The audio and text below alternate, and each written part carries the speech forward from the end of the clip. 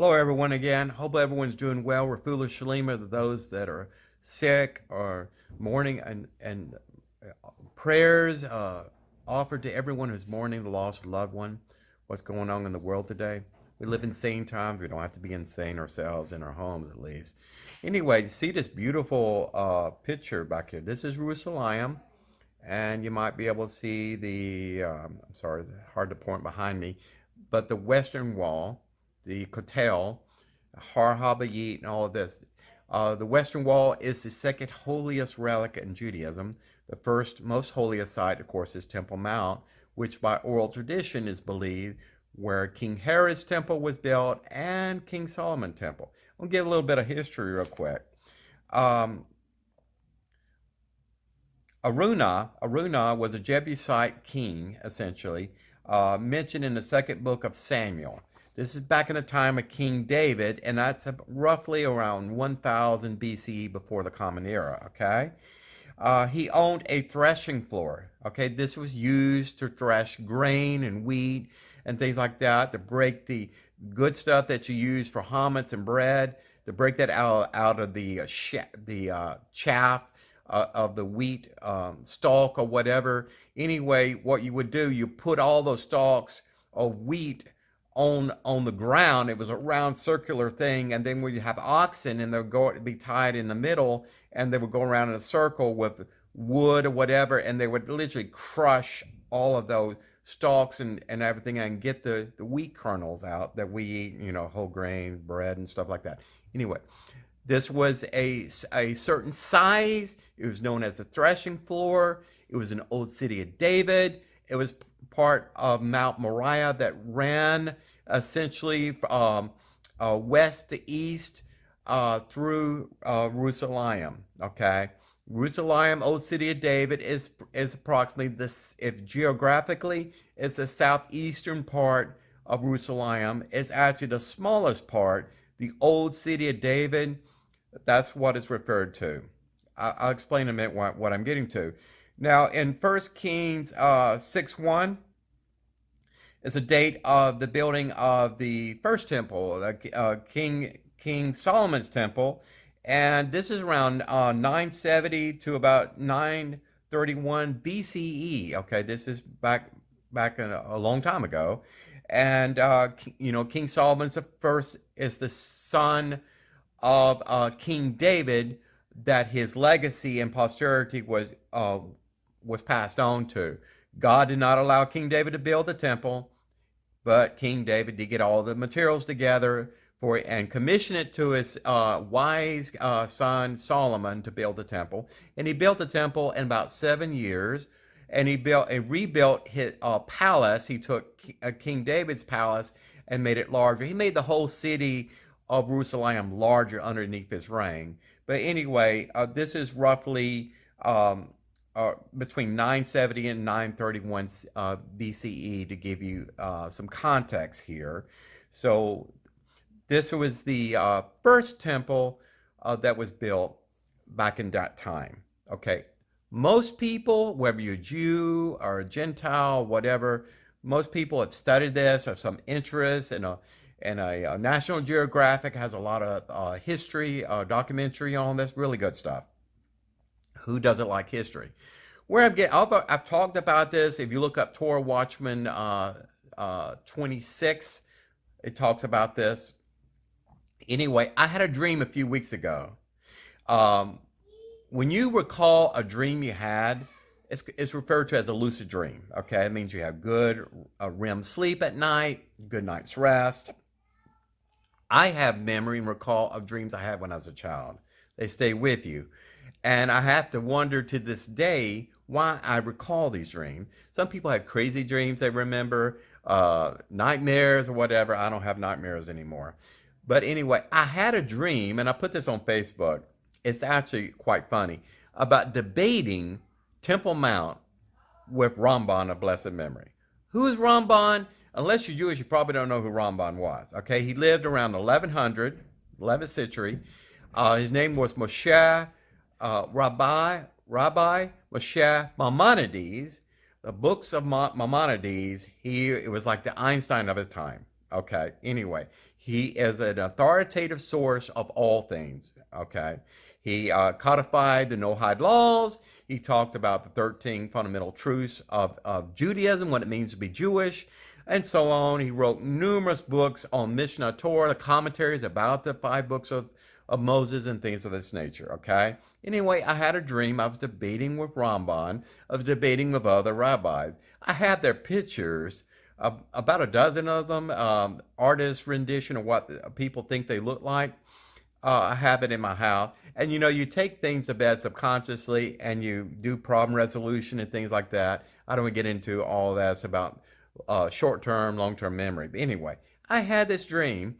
And of all things, the dream was about Temple Mount, Har HaBayit, and it was in the context of Emperor Hadrian. In 135 CE, he commissioned one of his best military generals in what is today Great Britain to come all the way down to Jerusalem to destroy the resistance, the Zionist resistance effort there. They were trying to liberate Judea. There was a talk about a new Messiah, a new leader to replace the Roman occupiers there. Anyway, Hadrian came in essentially like with a bulldozer, a ramming rod, and destroyed Jerusalem. Destroyed the city back here. Destroyed it completely. 70 CE, Emperor Titus, burned King Herod's temple to the ground. No temple.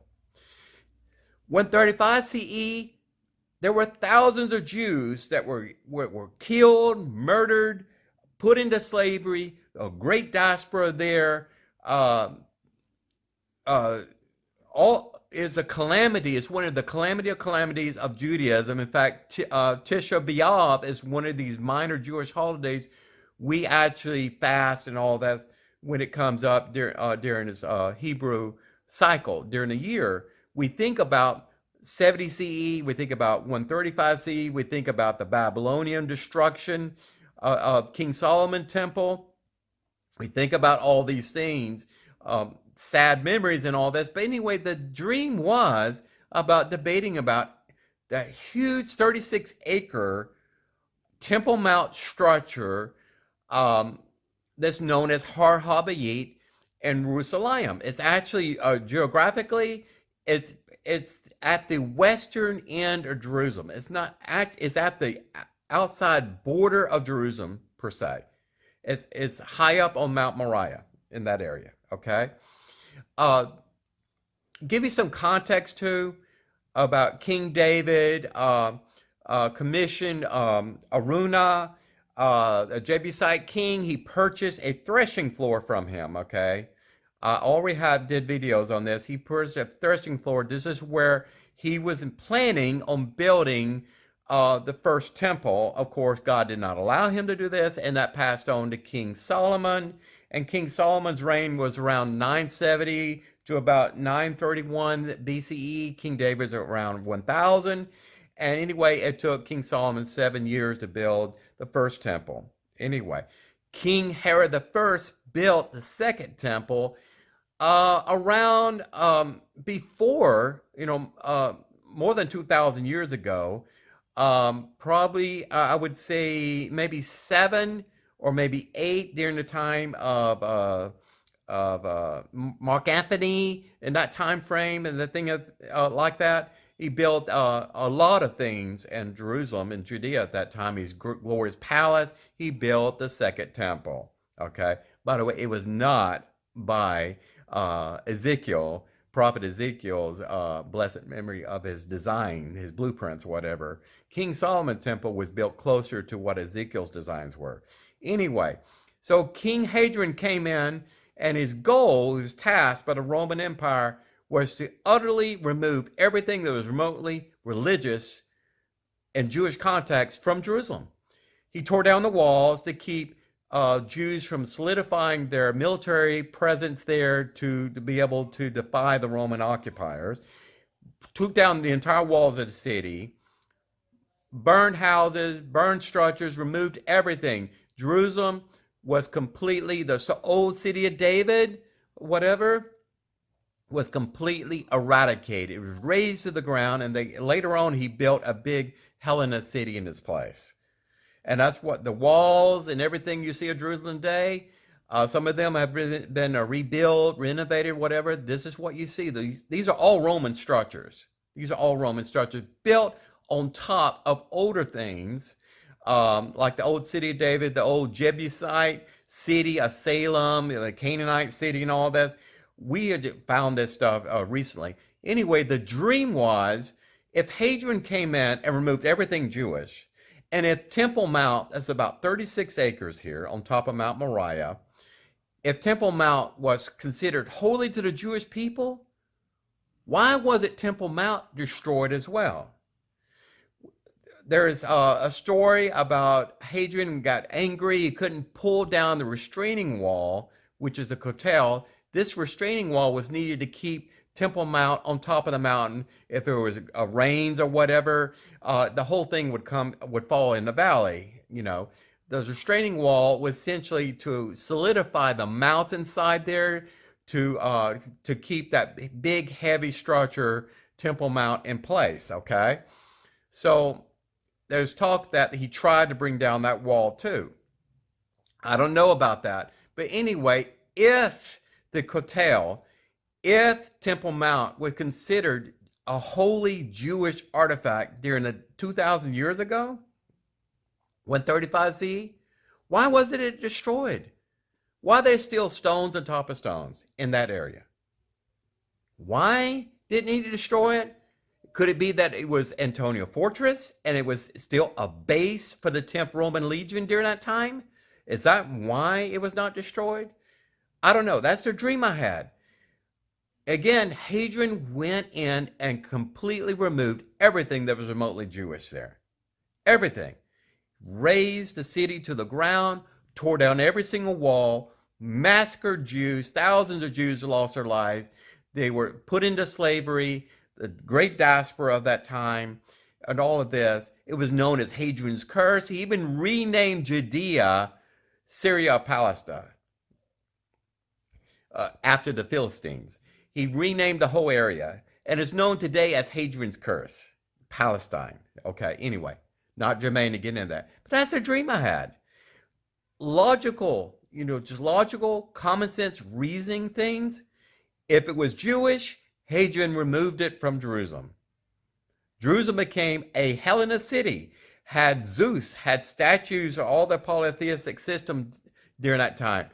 He didn't want Jews to be there. There were no Jews in that area unless they converted over to Roman Hellenist culture and religious system. They weren't there.